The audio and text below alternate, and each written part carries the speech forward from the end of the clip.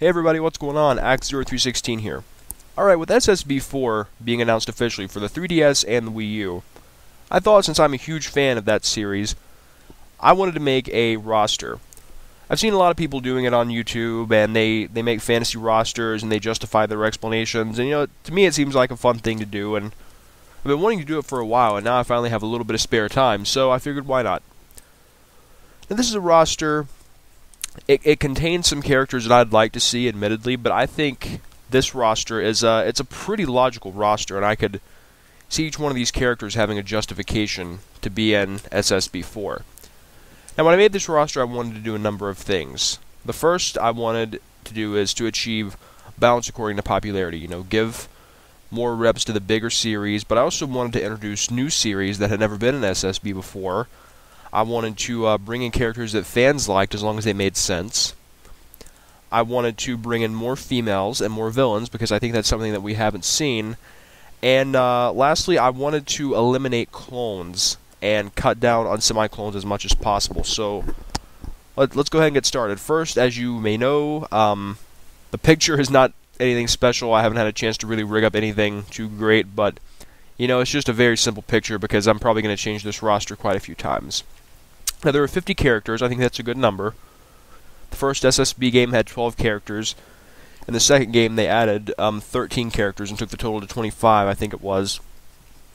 Then in the third game, they took away 5 characters, but then added more characters. So they added 15 newcomers there. And here I'm taking away a few characters, and I'm adding enough new ones to bring the grand total up to 50 characters. And I think this roster is going to have no clones and very few semi-clones, and it's going to have a good sense of balance. So, let's get started. For the Mario series, I think the obvious choice is Bowser Jr. He's a villain. He's had some pretty large roles in quite a few Mario games now, and I think he's the logical next step. And he could have a pretty original moveset as well. I would have said Toad, but to me he's becoming more of a sidekick character than a main character, and he seems more suited for assist trophy status. For the Donkey Kong series, I think a character that a lot of fans want is, of course, King K. Rool. He could have a really interesting moveset with his crown, his blunderbuss, the boulders and all this stuff. And also, he's a villain, of course. So, we need more villains in Smash, like I said. Now, one thing is, he is owned by Rare. And you'll notice that Rare didn't work with Donkey Kong Country Returns for the Wii. That's why we didn't see K. Rool and we didn't see any of the Kremlins. But I don't think they've completely severed ties. So I think if Nintendo really tried, they could get K. Rool in the game, and I think that Rare would probably be more than happy to oblige. And if he wasn't able to be in the game, then I would say Dixie Kong would fill his spot. But I don't see any reason why they couldn't get him in. So I think he's a good character for the Donkey Kong series. I didn't add any new Yoshi or Wario reps because honestly, there's just not that many great characters to choose from. I mean, you could look in and find a character from each series that would work, but I think other characters from other series just out-prioritize them. And plus, they're really more of just side spin-off series anyway. For the Legend of Zelda series, Toon Zelda, of course, very popular character. There are quite a lot of these Toon games, and it's very popular. I think that's why Toon Link warrants his own spot, although I will agree Toon Link needs a changed moveset, and I may do moveset videos in the future, and I'm going to drastically change Toon Link's moveset. And for Toon Zelda, I think she pretty much speaks for herself. She's a pretty important character in the Toon games, and I think a lot of fans want her to, and there was some evidence that she was actually planned for Brawl. And for the Star Fox series, here's where I may get a few complaints. Now, the Star Fox series is a great series, but in my opinion, it just doesn't warrant 4 characters.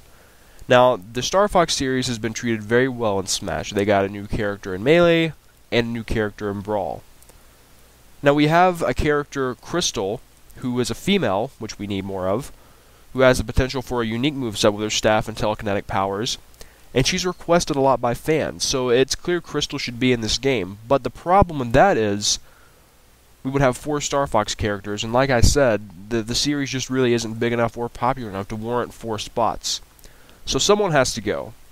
Now, obviously, Fox stays because he's the main character, and Wolf is the main villain, and he was heavily requested by fans. Now Falco, even though he's one of my favorite characters, I have to admit that he was added in Melee the same reason that Dr. Mario, Pichu, and Young Link were added. They were basically just palette swaps of other characters. And although they did a decent job of decloning him, you have Fox, Falco, and Wolf, who are all, really similar. I think if you only had two of those characters, you can make them even more different, and you'd have two characters that are slightly similar, but still very original. And that would also give us room for Crystal to come in and bring a unique moveset, and that's always good. Now for the Metroid series, I think the obvious choice is Ridley, or Ridley, however you pronounce it. Ridley is a character who a lot of people think that Ridley's too big to be involved, but every character has been resized appropriately for this game. Bowser's been resized. I'm sure if they put K. Rool in, they'd have to resize him. They've resized Captain Olimar. So, it seems pretty obvious they could resize him. And it's an obvious choice. I mean, the fans love him. Riley's an antagonist, so I think it's a great choice. Now for the Pokemon series, first let me skip one slot, and I'll say I added Zoroark because, the 5th gen rep, obviously we want to represent the new gen. Lucario leaves, Zoroark takes a spot. Seems pretty obvious. Now for the other Pokemon slot, I want a Pokemon to have 5 characters because it's one of the Nintendo's biggest series, like Zelda and Mario. I wanted another trainer character because I really liked the concept, but I didn't want to add just a generic trainer. So to me, the closest thing to a real villain that Pokemon's ever had is Team Rocket. And by including them in, we have an antagonist, we have another trainer character, so you can use 3 different Pokemon, and Meowth gets to come in. The Meowth. You'll know it's not just a generic Meowth, it's the Meowth that gets to come in. That was planned for the original Smash and that has been long overdue. So in my opinion, it may be a stretch, but I think it's an interesting idea. Now for the Mother series, this is where I'm probably going to get a lot of complaints. I took out Lucas and replaced him with the Masked Man. Now, what a lot of people may not know is Lucas and Ness were never really supposed to be in the same game. Lucas was added to represent Mother 3, arguably the best game of the series. He was supposed to take Ness's place, but Ness couldn't be programmed out in time, so they left them in. And they're incredibly similar. Not only do they share powers in the game, and only have a few attacks that are different, they actually borrow those powers from their partners in their respective games, so they're not even their original moves that they're stealing from one another. Now, I know some people will say, well, maybe Ness's attacks are a little bit more powerful, but they're slower, whereas Lucas's are quicker, but they're less powerful. And I don't buy into that. I still think it's a cheap way to add more characters that are not original. So it becomes clear to me that Lucas and Ness can't be in the same game together. Now, a lot of people may be saying, why don't I just take out Ness and keep Lucas, and then bring in the Masked Man? Well, here's my thinking. The Masked Man is a great character. He's a villain, very mysterious, has potential for a very original moveset, and is very popular in the game he comes from. Now, if I left Lucas in, we'd have 2 characters representing one game in a 3-game series. To me, that doesn't make sense. If we have Ness in, Ness can represent the second game, and also sort of the first game, because he's so similar to Ninten. Not to mention that Ness is one of the original 12, and that means something. So by keeping Ness in, we have one really interesting psychic-using character, and by bringing the Masked Man in, we have an original character and a villain and someone to represent the third game. Now, I realize some people may say, well, why not just have all 3 in there? Well, to me, the series only has 3 games, and Nintendo's pretty much said it's done, and the only thing really keeping it alive is the fact that it has a really big cult following because the series is great, so I think 2 characters will be just fine for that. Now for the Kirby series, I think it's fine the way it is. Brawl was very good at the Kirby series. They got Meta Knight and DDD. Some people would argue that you could include Bandana D because he was the 4th player in the new game, but to me, I think he was just kind of used as a filler character the way the Toads were used in New Super Mario Bros. Wii. So I think 3 characters for Kirby is fine. Now for the Fire Emblem series, course, I want to keep Marth around. He is the original Fire Emblem character. Really, kind of represents the roots of the series. Ike is another character I want to keep because he's been involved in, a couple different Fire Emblem games, and it's really the face of Fire Emblem in North America and allowed that series to break in.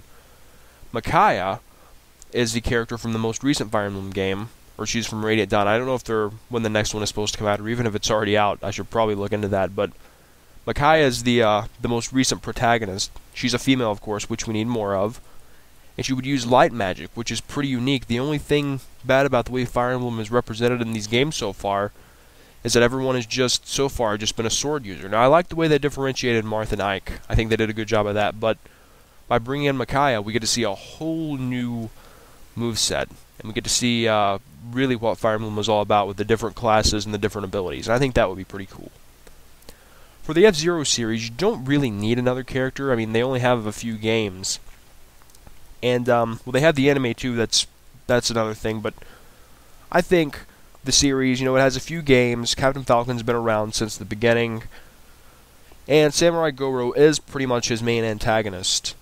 Add to that the fact that Goro was an assist trophy, so that pretty much adds to his chances. So I think Goro will make a great second character, and he's a katana user, which, if they do that right, they can make a very unique moveset, because the katana, you use it in a way that you don't use any other sword out there. There's a very specific style to it, and I think if they could capture it, it would be very good to see in Smash. Now for miscellaneous characters, I thought it was interesting how they included Captain Olimar in Brawl. You just saw this character representing a whole new series, and I think there are quite a few series in Nintendo that are big enough to deserve a rep in Smash. First, of course, being Golden Sun, and I think Matthew would be the obvious rep, or Isaac, it's pretty much just a name change. Another series that's pretty big in Nintendo is, of course, the Custom Robo series, which is why I think that Ray would be a very good choice. And, again, with those two characters, you'd have a pretty interesting moveset. Isaac would be able to use his magic, or Matthew, and Ray would be able to use, his robotic abilities, so you'd have two completely original characters there that, I think a lot of people would enjoy. And of course, Starfy is a character that Starfy has his own series, and Starfy would be a good character in my opinion because, again, you'd have a unique moveset, and Starfy's got quite a few games, so I can see it being justified. Now here's a character that a lot of people may be scratching their heads about, and that is Andy from Advance Wars. Now for a while, I wanted to put in Saki from Sin and Punishment because Saki was an assist trophy and everything, but of course Advance Wars had an assist trophy as well, and I didn't know this. But Advance Wars has around the same amount of, I think it may be exactly the same amount of games as Fire Emblem. And that is huge. It's sure, it's just not really a quote-unquote fighting or adventure series, but I think they definitely deserve a rep, and I think with all the technology you have in Advance War games, you could find a way to make that work, and I think it definitely warrants a rep. Now, in Melee, we got two retro characters, and in Brawl, we got the same, so I'd like to keep that tradition up. Now, usually you get one character that represents a classic game and one character that represents hardware. I'm going to kind of stray from that pattern a bit, but you'll see why. For my retro character, I chose Little Mac. Obviously, Punch-Out Wii proves he's not forgotten about, and he was an assist trophy, so I think he'd make a great playable character, and he's already a fighter, so there are plenty of different punching combos and things like that they could use to give him a pretty interesting moveset. And the other character I chose is Sukapon from the historic game Joy Mecha Fight. Now, although it wasn't Nintendo's first fighting game, that would be Urban Champion, it was Nintendo's first good fighting game. Had a lot of playable robots that you could fight as, had your 4 standard moves, like your 4 special moves, which is kind of interesting because it's like a precursor to Smash in a way. And, yeah, I was going to choose Sheriff for this spot because he was Nintendo's first original character. From the research I've gathered, Nintendo had 12 arcade games before Sheriff, but they were all kind of just generic. Sheriff was the first actual character, but in my opinion, he'd be too similar look-wise to Mr. Game & Watch because he's just a 2D black and white little figure. But I think Sukapon will make a good character because he's historic, kind of, in a way, the grandfather of the Smash series, and he already has a great moveset. Now, I added 2 more third-party characters. I wanted to add more because there's so many good choices, but then again, I don't want to go overboard. The first, of course, is Mega Man. Mega Man is probably the most popular platforming series that is not owned by Nintendo. Well, of course, I guess you could argue Sonic with that too, but Mega Man has a huge following. A ton of games, Mega Man has a ton of abilities, and he was heavily requested for Smash, and I think Nintendo could definitely talk to Capcom and get Mega Man in this game. And, of course, the last third-party character is Geno. Now, Geno's owned by Square Enix, and if you see what I'm doing here, we have a Sonic rep, a Konami rep, a Capcom rep, and then we'll have a Square rep as well, so each of these other big companies gets one rep.